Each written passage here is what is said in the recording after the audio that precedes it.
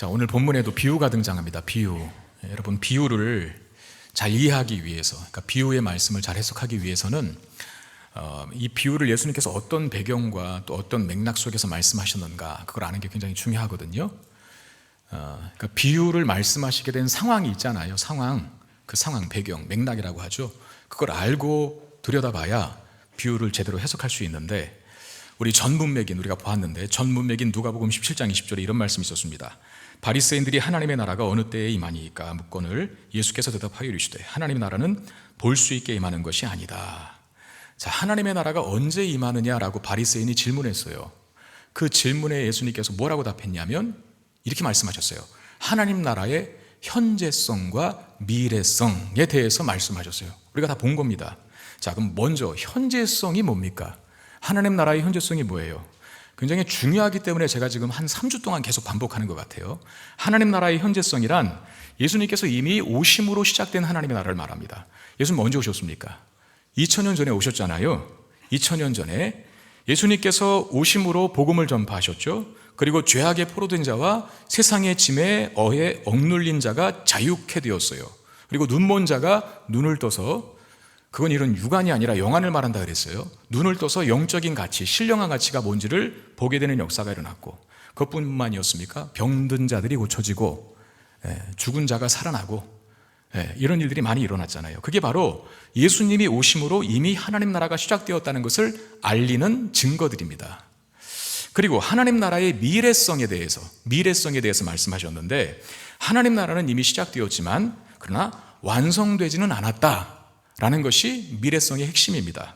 그래서 하나님 나라가 시작되었음에도 불구하고 여전히 뭐가 존재하죠? 죄가 존재하고 악이 존재하고 죽음이 존재하고 고통과 고난이 존재한다는 거예요. 그런데 하나님 나라가 완성되는 때가 오죠. 그때가 언제입니까? 주님이 다시 이 땅에 오실 때, 그걸 두 글자로 뭐라 그런다 그랬죠? 재림하실 때. 자, 예수님께서 재림하심으로 하나님 나라가 완성되면 그 땅에는 더 이상 죄도 악도 죽음도 고통도 괴로움도 슬픔도 없겠죠. 그 반대만 많겠죠. 행복과 즐거움과 기쁨만 존재하는 곳이 됩니다. 그런데 그날이 지금 이루어졌어요? 안 이루어졌어요? 아직 안 이루어졌잖아요. 2000년이 지났지 않습니까? 2000년이 지나고 있는 이 시점에서도 아직 이루어지지 않고 있는데, 그래서 완성된 하나님 나라를 기다리고 있는 우리들에게 필요한 것은 그야말로 기다림입니다. 기다림. 근데 기다린다는 게 넋놓고 가만히 있는 기다림이 아니라 믿음을 갖고 살아가기 힘든 세상에서 믿음을 지키는 인내의 기다림을 말해요. 근데 여러분, 이게 사실 우리가 정말 진짜 믿음을 갖고 있으면, 제가 여러 번 비유적으로 반복하여 말씀드리지만 세상 물결 흘러가는 대로 사는 건 쉽습니다. 거기에 싸움도 없고 어떤 말씀대로 살려고 하는 몸부림도 없이 그냥 여러분들이 교회는 교회에서 세상은 세상에서 그렇게 살아가면 아무런 고난과 괴로움이 없죠. 그런데 정말 참된 믿음은요, 세상의 가치와 흐름에 충돌하는 거예요. 하나님 말씀대로 살아가는 믿음이 세상의 가치와 충돌하여서 그 자체가 힘이 듭니다. 근데 힘들다고 포기하는 건 기다림이 아니겠죠. 힘들어도 인내하면서 주님 다시 오셔서 완성된 하나님 나라가 이루어질 것을 믿고 믿음으로 계속 꾸준히 살아가는 것, 그게 기다림이거든요. 그 사실을 말씀하기 위해서 든 비유가 우리가 지난주 보았던 불의한 재판장과 과부의 비유였습니다. 기억나시죠? 불의한 재판장은 왜 불의하다 그랬죠? 하나님을 두려워하지도 않고 사람을 무시하는 재판장에게 누가 찾아갔습니까? 과부가 찾아갔는데, 과부가 무슨 돈이 있어요? 그래서 자기의 이 부당한 억울함을 좀 풀어줄 유일한 대상으로 재판장을 찾아갔는데, 그 재판장이 불의한 재판장이다 보니까 들어줘요, 안 들어줘요? 안 들어줬잖아요. 그런데 결국 들어주게 되죠. 무엇 때문에? 과부가 끈질기게 포기하지 않고 인내하며 계속 찾아갔다는 거예요. 어쩌면 기다림 아닙니까? 기다림. 계속 포기하지 않고 낙심하지 않고 계속 찾아가서 문을 계속 두드리고, 이 과부가 자기의 억울함을 호소하고 그 억울함을 해결해 달라고 끊임없이 구했어요. 근데 결국 재판장이 들어주잖아요. 이 비유를 통해, 즉 불의한 재판장과 과부의 비유를 통해서 알게 되는 사실은, 누가 하나님 나라에 들어가는가, 어쩌면 더 하나님 나라는 어떤 자들의 것인가, 하나님의 나라에 속한 자는 누구인가 라고 하는 질문이 이 비유 속에 담겨 있는 거예요.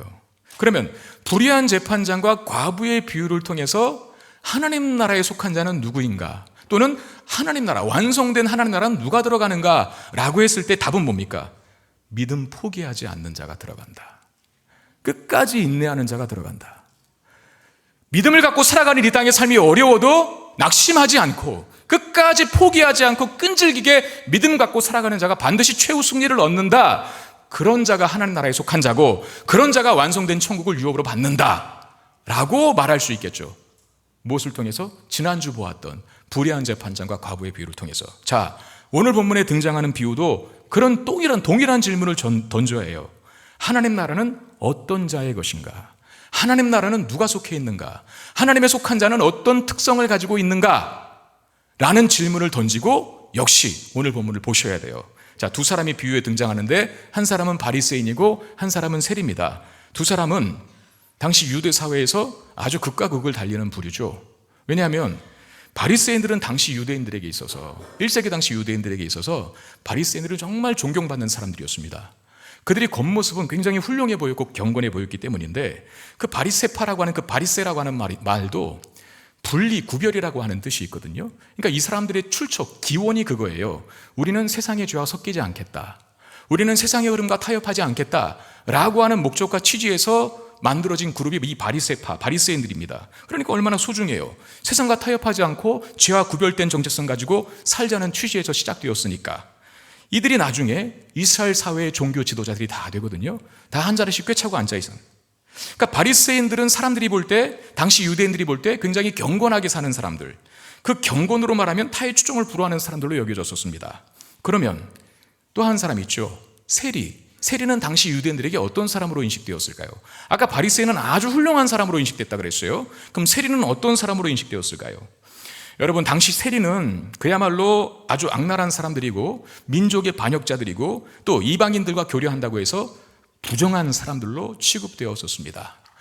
당시 로마가 전 세계를 지배할 때 유대 땅도 로마의 지배를 받았는데 로마가 그 큰 땅덩어리를 통치하다 보니까 돈이 많이 들어가요. 그래서 쓴 방법이 뭡니까? 세금 걷어들인 겁니다. 세금. 식민 통치국에도 식민 지배를 받고 있는 나라에게도 세금을 부과하기 시작하는데 그 세금 걷는 일을 경매로 내놔요. 그래서 유대 사회에도 경매로 내놓은 세리직을 돈 많은 유대인이 삽니다. 그래서 부하 직원들을 부리죠. 그 돈 많은 사람이 산 세리직을 갖다가 세리장이라고 하거든요. 삭개오 같은 사람이 대표적이죠. 삭개오는 높은 사람입니다. 세리 중에도. 세리장이에요. 장. 그러니까 그 사람이 세리직을 산 거예요. 그리고 직원들을 고용해서 각 관할 지역에 보내서 세금을 걷게 하는 거죠. 근데 로마가 유대 사회로부터 세금을 걷게 할 때 단서를 하나 제공합니다. 그 뭐냐면 낼 것만 내고 나머지는 네가 알아서 해. 그러니까 어느 정도의 세금을 다 완납하라고 정해준 게 아니라 예를 들어서 10,000원만 우리가 받으면 돼. 너는 세금 걷어서 나에게 10,000원만 맞춰. 그리고 나머지는 네가 알아서 해. 라고 하는 그런 제안을 한 거거든요. 그러니까 만약에 로마가 10,000원을 세금을 받으면 되는데 10,000원을 걷어서 로마에게 주는 게 아니라 20,000원을 걷어서 10,000원을 로마에게 주고 10,000원은 어디 갔을까요? 자기가 먹는 거죠. 그러니까 원성이 자자한 거예요.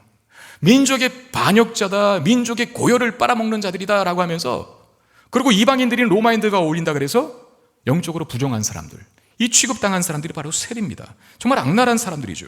그 어려운 시기 때 민족의 고열을 빠니까.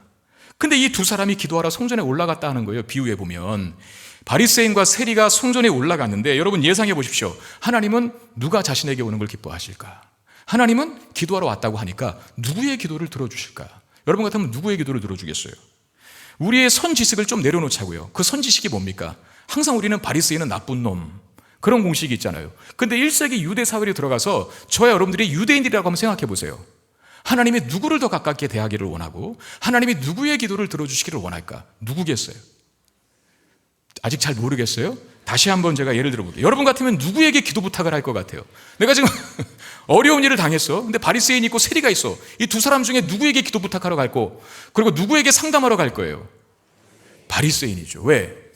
아무튼 보여지는 면에서 당시의 바리새인은 경건한 삶을 살았으니까, 경건의 타의 추종을 불허했으니까. 반대로 세리는 나쁜 놈들이었으니까. 자, 이제 기도의 내용을 보십시다.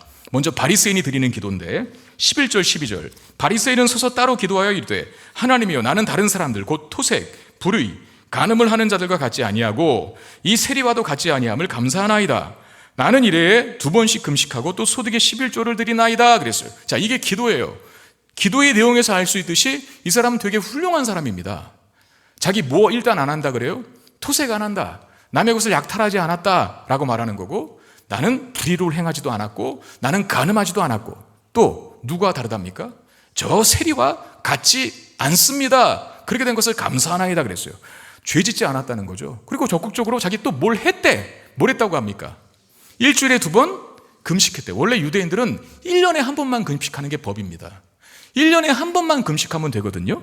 그런데 바리새인들은 1년이 아니라 주, 그것도 한 번이 아니라 2번, 아마도 월요일과 목요일 날 금식하지 않았을까 생각이 들어요. 그런 다음에 또 뭐 했다고 합니까? 11조 잘 드렸대요. 11조. 우리가 누가복음 11장에서 봤는데 바리새인들이 어느 것까지 11조를 했냐면 박하와 운양과 채소, 그 11조 안 해도 되는 거거든요. 예를 들면 우리 중에도 그런 거 있죠. 대출을 받으면 11조를 해야 됩니까? 안 해야 됩니까? 알아서 그냥 하세요. 근데 빚낸 걸 가지고 11조를 합니까? 그건 아니잖아요. 빚낸 게 빚이지 소득이에요? 근데 그렇게 한 걸 가지고 자랑하는 분들이 옛날에 있었어요. 옛날에. 우리 교회 말고 저 옛날에. 안 해도 되는 거잖아요. 근데 바리새인들은 어떻게 했냐면 11조를 안 해도 될 것 가지고 했어요. 그러니까 사람들 볼 때는 야, 대단하다. 나는 그냥 있는 소득 11조 하는 것도 어려워 죽겠는데 안 해도 되는 것까지 하네. 뭐 10에 2조, 10에 3조 막 이렇게 하고 앉아 있는 거예요. 너무 경건하게 살죠. 경건함의 극치를 달리고 있는 바리새인입니다. 그런데 이 바리새인의 기도에서 발견되는 특징이 하나 있습니다. 그게 뭐냐면, 여러분, 기도는 1차적으로 하나님을 의지하는 행위거든요. 그렇잖아요. 자기 혼자 힘으로 잘 살 수 있는 사람이 기도하는 거 봤습니까?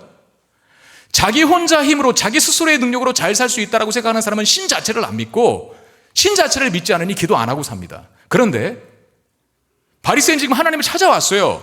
기도했습니다. 그러면 기도 자체에는 뭐가 전제되어 있냐면, 나는 약하고 하나님은 강하니 약한 나에게 긍휼과 자비를 내려주십시오. 이게 기도의 전제여야 하는데, 바리새인의 기도를 보면 이 사람의 기도 속에는 하나님이 필요 없어. 뭐 필요했어요 여기? 자기가 하나님 앞에서 심지어 기도 속에서조차 나 잘났다고 자랑하고 있는 것 아닙니까?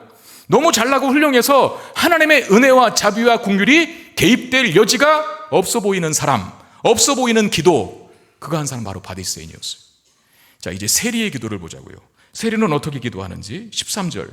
세리는 멀리 서서 감히 눈을 들어 하늘을 쳐다보지도 못하고 다만 가슴을 치며 이르되 하나님이여 불쌍히 여기소서 나는 죄인으로소이다 하였느니라.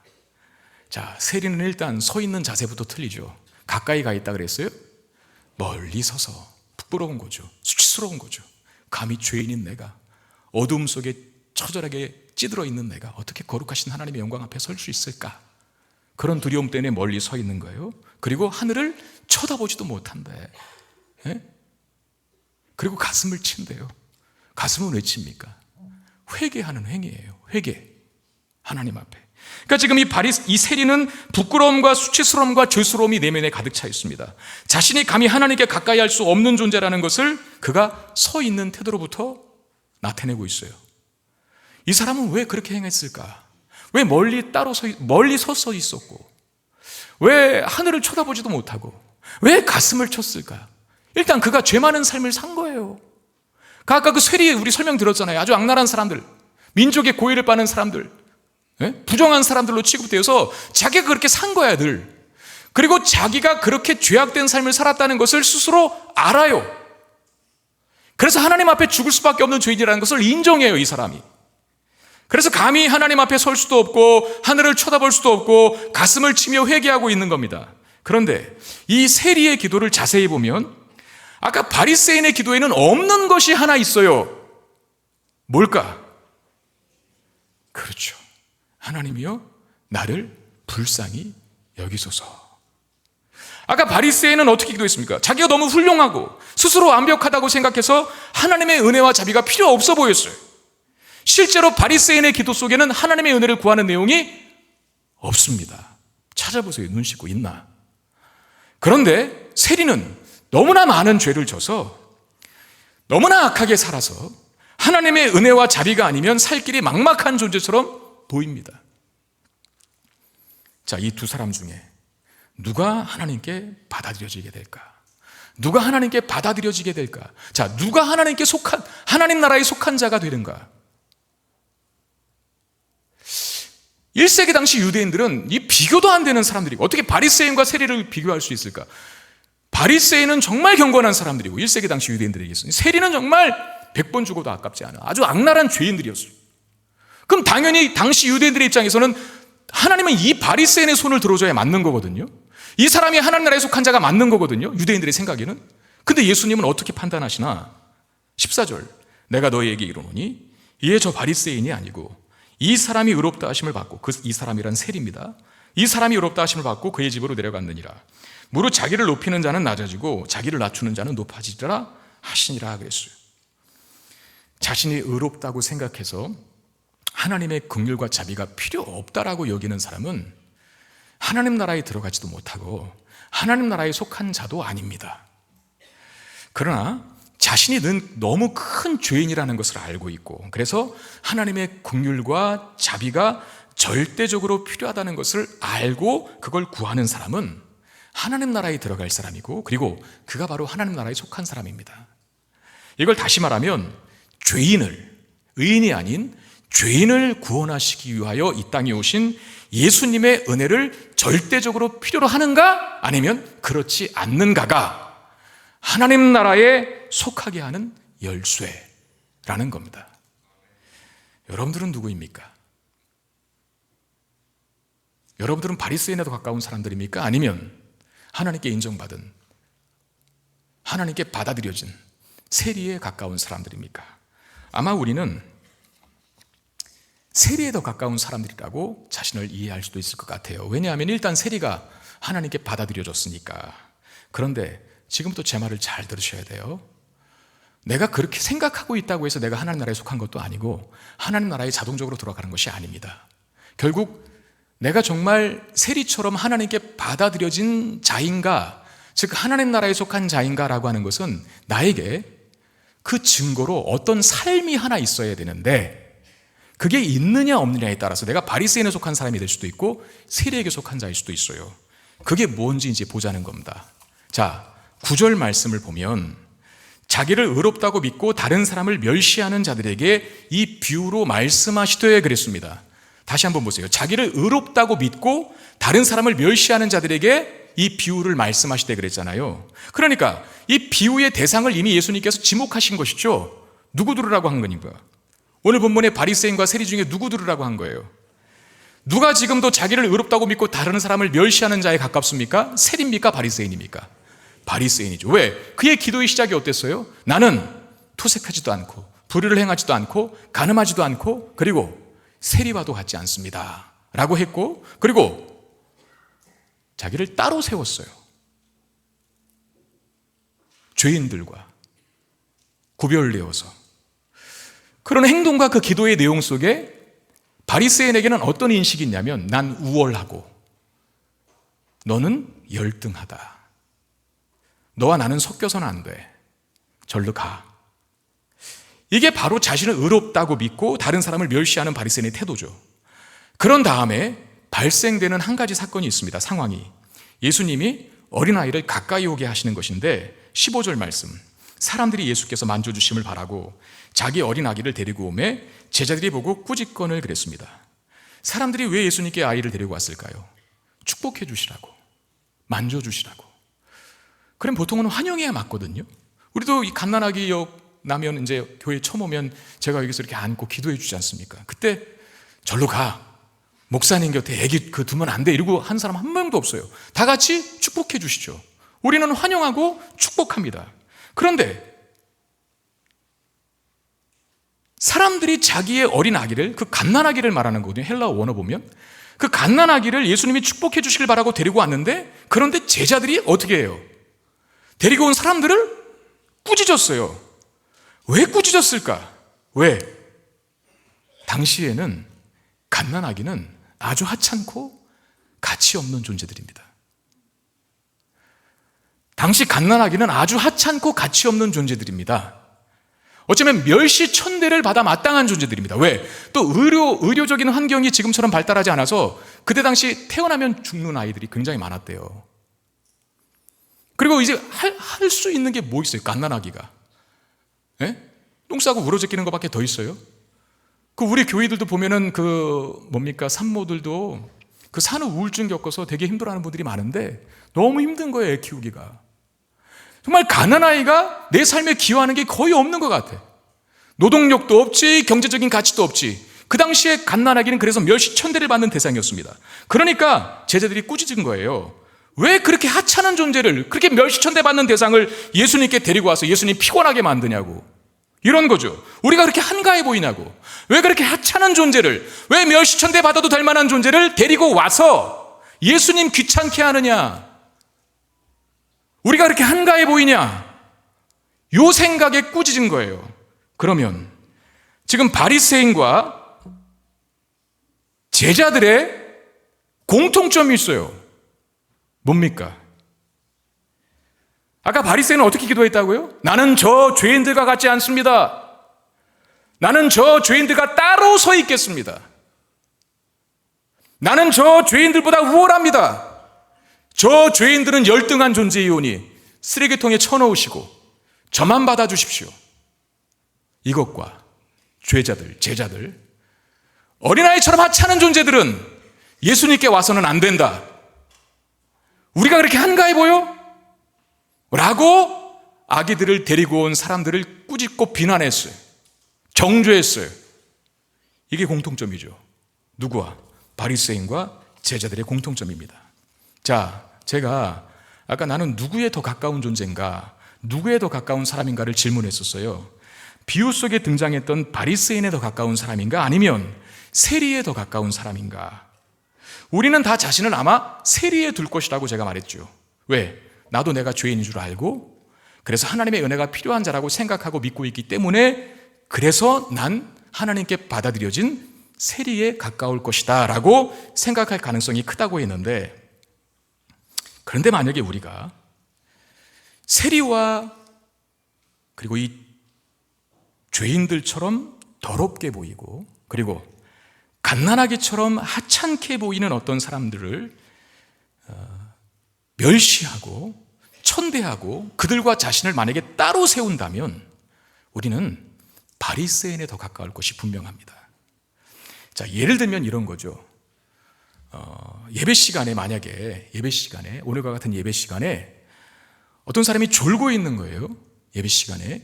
지금 옆에 한번 보세요. 졸고 있나 안 졸고 있나. 그 졸고 있는 사람이 있고, 또 하나 지각한 사람들이 있는 거예요. 뭐 우리 교회 안에서 자주 일어나는 일 아닙니까?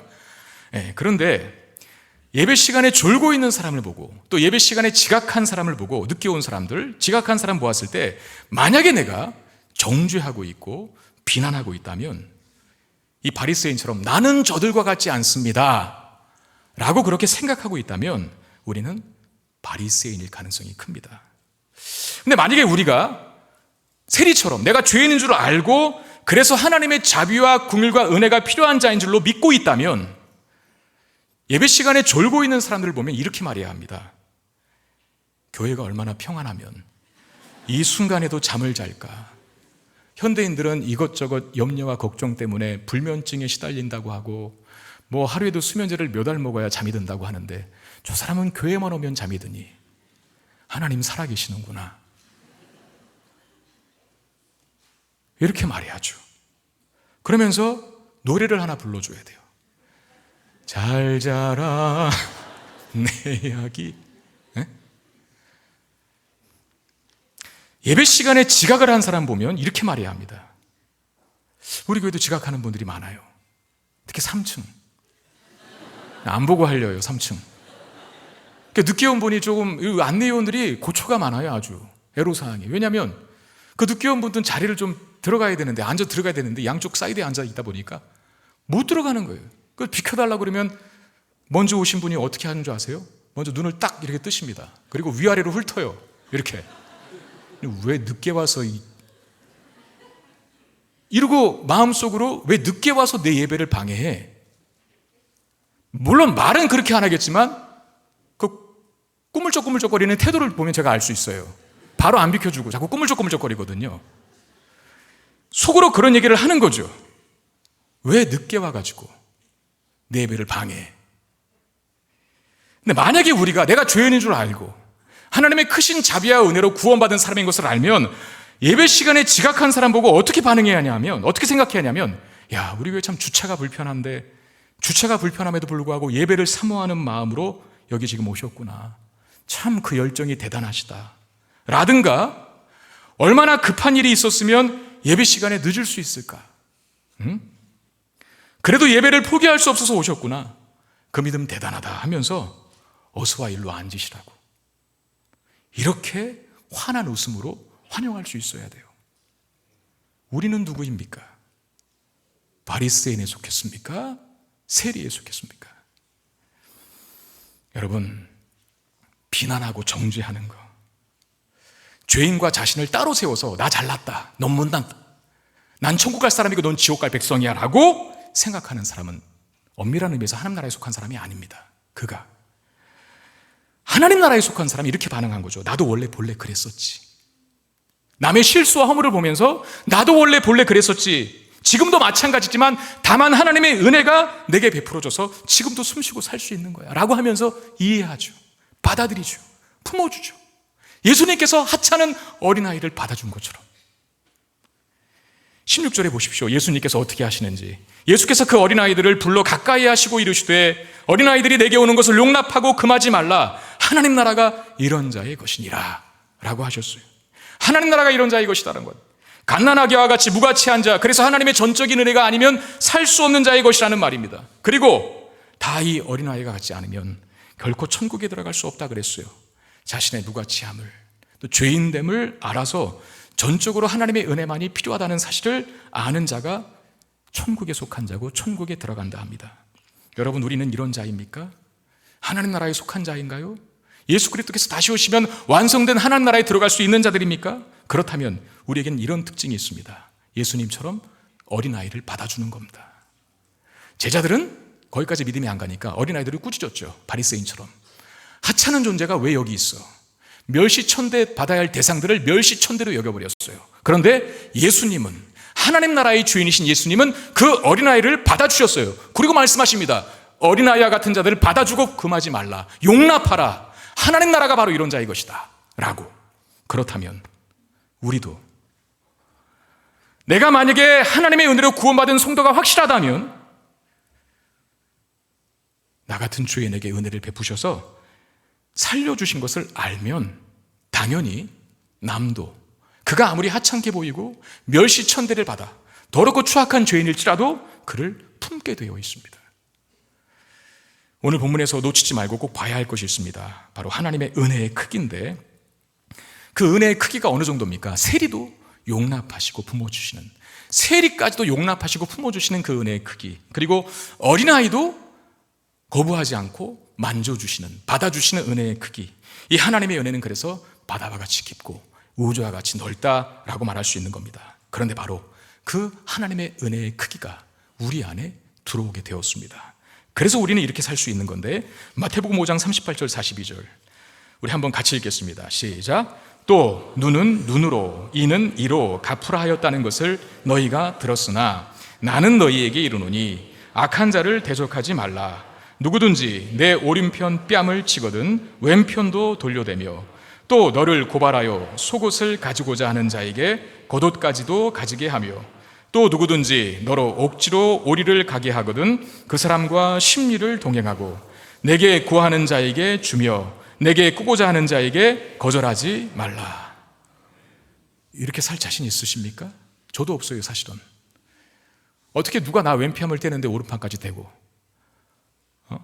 겉옷을 달라면 속옷까지 주고, 그렇게 누가 할 수 있습니까? 만약에 그렇게 했다간, 그렇게 살다가 망하기 십상이고 남들에게 잡아먹히고 먹잇감이 되기 일쑤죠. 과연 누가 이렇게 살 수 있겠는가? 답이 마태복음 5장 45절에 있어요. 이같이 한즉 하늘에 계신 너희 아버지의 아들이 되리니 이는 하나님이 그 해를 악인과 선인에게 비추어 주시며 비를 의로운 자와 불의한 자에게 내려 주심이라. 이같이 한즉 하늘에 계신 너희 아버지의 아들이 되리니. 자, 이걸 반대로 생각해 보세요. 우리는 하나님이 이미 아버지 되셨습니다. 우리는 이미 예수를 믿어 하나님의 자녀가 되었습니다. 자녀는 부모를 닮게 돼 있습니다. 시키지 않아도. 그게 강요나 책임으로서가 아니라 자연스러운 삶의 모습으로 자녀는 부모를 닮게 돼 있어요. 그게 외형적이든 성격이든 기질이든 내면이든 하나님의 DNA가 우리 안에 있습니다. 그러므로 우리도 하나님처럼 바다와 같이 깊고 우주와 같이 넓은 마음을 가지고 이 땅을 살 수 있게 되는 것이죠. 그런 바다와 같이 깊고 우주와 같이 넓은 마음을 품고 이 땅을 사는 사람들이 이 세상에 가득하다면 하나님 나라가, 거기가 하나님 나라 아닐까요? 거기가? 하나님 나라의 현재성도 있다 그랬잖아요. 이미 시작된 하나님의 나라. 그러면 하나님 나라에 우리가 이미 속했는데, 예수를 믿어 하나님 나라에 속했는데, 우리가 살아가는 삶의 모든 영역과 삶의 반경들은 하나님의 DNA를 갖고 있는 나 때문에, 바다와 같이 깊고 우주와 같이 넓은 하나님의 DNA, 그 하나님의 마음을 갖고 있는 우리들 때문에 작은 천국이 되어야 하지 않을까요? 세상은 이게 없죠. 세상은, 하나님이 없이 살아가는 세상은 그래서 각박합니다. 경쟁과 질투와 시기로 충만합니다. 남을 죽여야 내가 산다고 믿고요, 남을 밟고 올라가야만 내가 승진할 수 있다고 믿어서 약육강식의 세계처럼 아주 치열한 경쟁과 다툼과 증오와 미움이 있습니다. 어디가? 하나님 없이 살아가는 세상 사람들의 삶에. 왜 아무것도 모르는 우리의 자녀들이 자살을 해야 합니까? 김포시에도 그런 아이들이 많은 걸로 알고 있어요. 도대체 뭐가 그를 그렇게 힘들겠을까? 경쟁 아닐까요? 시기 아닐까요? 증오 아닐까요? 미움 아닐까요? 왕따 아닐까요? 바리새인이 하는 짓 따로 세워두고, 나는 저들과 같지 않습니다라고 하면서, 나는 우월하지만 넌 열등해, 넌 절로 처박혀 있어, 넌 쓰레기야 라고 하면서 자신의 우월함을 남을 정죄하고 비난하는 것으로 증명하는 이 세상이 너무나 힘들어. 그래서 스스로 목숨을 끊는 건 아닐까요? 우리나라의 정치는 왜 이렇습니까? 항상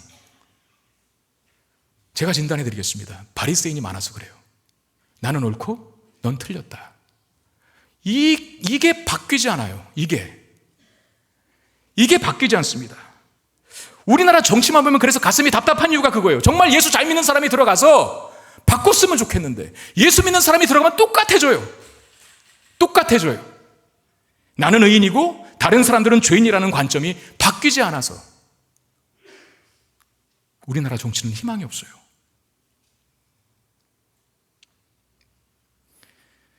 여러분 기억하십시오. 따로 서 있는 것이 행복한 것이 아닙니다.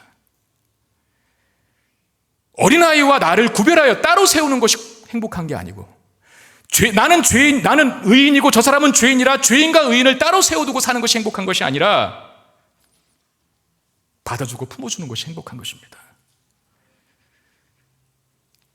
어린아이를 보면 꾸짖는 것이 아니라 받아주고 품어주는 것이 행복한 것이죠. 죄인들을 보고, 더러운 사람을 보고, 멸시천대를 바다에 마땅할 사람을 보고 똑같이 증오하고 미워하고 심판자의 역할을 하는 것으로 존재하는 것이 행복한 것이 아니라 용서하고 품어주고 받아주는 것이 행복한 것 아닐까요? 그게 하나님 나라 아닐까요? 그게 없는 것이 지옥이고,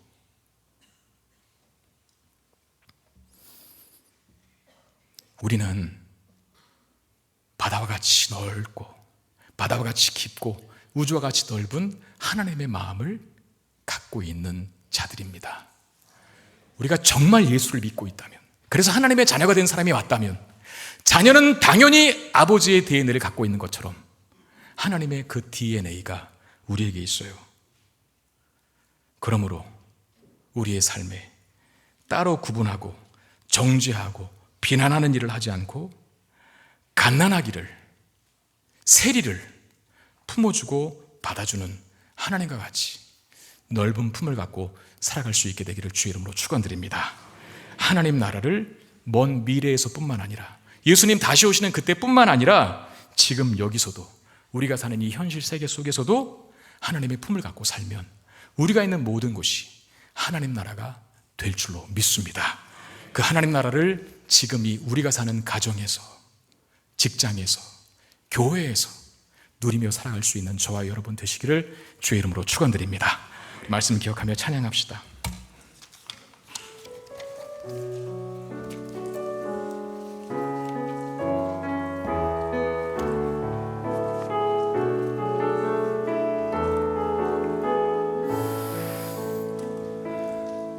믿음과 삶을 살아내는 실력이 너무나 다른 내 모습을 볼 때에 이 모습도 주가 사랑하실까?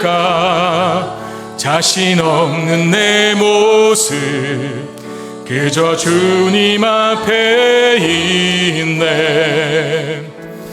나 같은 자도 사랑하여 주시고 한 번도 나를 떠나지 않으셨네. 아픔 속에 주를 작게 여긴 날 꾸짖지 않으시고 내 손 잡아주시네. 오직 주님 안에 두려움 없네. 고난을 통해 날 만드심을 믿네. 주님만이 내 모든 것 되시네. 주의 강한 손 날 붙드시네. 오직 주님 안에 소망이 있네.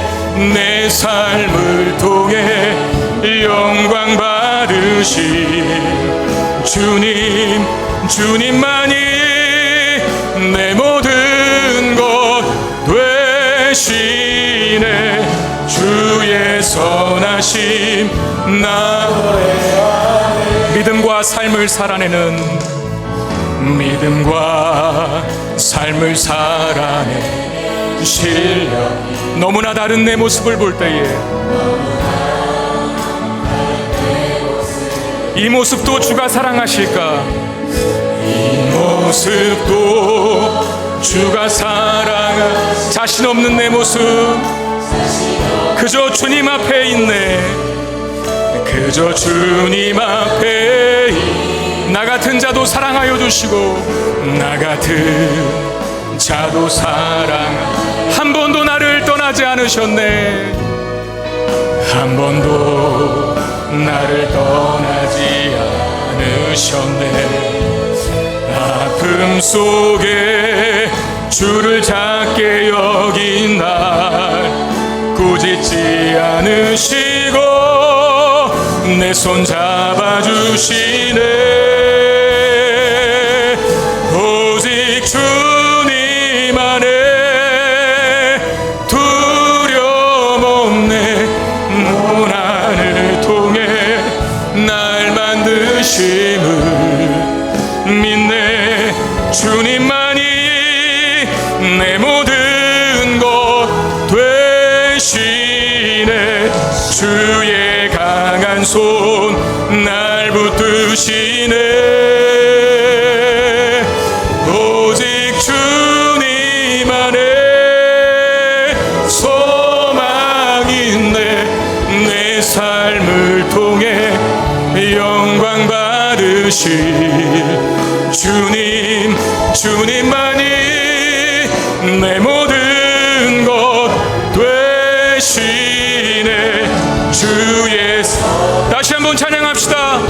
오직 주님 안에 두려움 없네.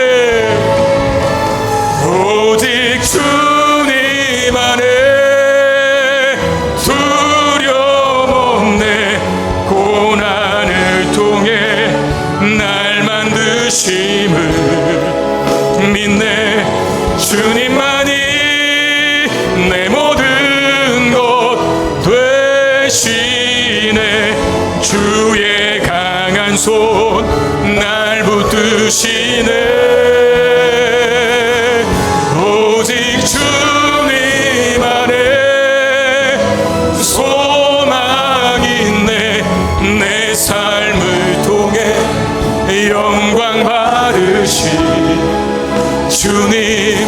주님만이 내 모든 것 되시네. 주의 선하심 나 노래하네. 잠깐만 기도하겠습니다. 들은 말씀 기억하면서 세리보다 어쩌면 더 악랄한 죄인인 나를 무한하신 은혜와 자비와 사랑으로 품어주셔서 하나님 자녀 삼아주신 것, 그 은혜 기억하는 자 되어서 나도 그 은혜의 품을 가진 자이오니 멸시천대를 받아 합당한 자, 갓난아기처럼 하찮게 보이는 자, 꾸짖을 수밖에 없고 불리할 수밖에 없고 내쫓을 수밖에 없는 그 사람을 예수님 마음으로 품어줄 수 있는 자 되게 하셔서 내가 살아가는 삶의 모든 반경이, 환경이, 영역이 가정이든 직장이든 교회든 내가 속한 곳이 작은 천국이 되게 하여 주시옵소서. 우리 이 마음으로 같이 기도하는 시간 갖겠습니다. 기도하겠습니다. 아버지 하나님, 은혜와 사랑을 감사합니다. 오늘 들려주신 말씀 붙잡고 기도합니다. 오 하나님, 죽을 수밖에 없는 죄인, 하나님 앞에 설 수 없는 죄인, 어쩌면 세리보다도 더 악랄했던 부정했던 죄인이었음에도 불구하고 나를 품어주시사 안아주시고 받아주신 주님의 은혜를 기억합니다. 그 은혜를 받은 자, 그 은혜 속의 삶을, 생명을 얻은 자, 또 다른 누군 자를 품고 사랑할 수 있게 되는 것을 믿사옵니다. 주여, 그것이 바로 하나님 나라인 것을 믿습니다. 비난하고 정죄하고 구분하고 따로 서 있는 것이 하나님 나라가 아니라 품어주고 안아주고 받아주는 것이 하나님 나라이라고 배웠사오니 하나님 나라에 속한 자답게 이 땅을 하나님의 나라로 살아갈 수 있는 우리 모두가 되게 하여 주옵소서. 내가 있는 가정이, 내가 있는 장이, 내가 있는 교회가 그래요 천국이 되게 하여 주소서. 하나님 나라가 되게 하여 주옵소서. 이런 자에게 허락하실 하나님의 나라, 하나님 나라에 속한 자답게 이 땅을 사는 우리 모두가 될 수 있도록 주의 은혜를 더하여 주시기를 원합니다. 주여, 우리 때문에 우리가 살아가는 모든 곳이 아름다운 향기가 발하여지게 하시고 찬란한 영광이 드러나게 하시고 찬란한 광채가 발하여질 수 있도록 은혜를 베풀어 주시옵소서. 생명의 기운이 넘쳐나게 되기를 원합니다. 은혜의 향기가 가득하게 되기를 원합니다. 주님 역사해 주시옵소서.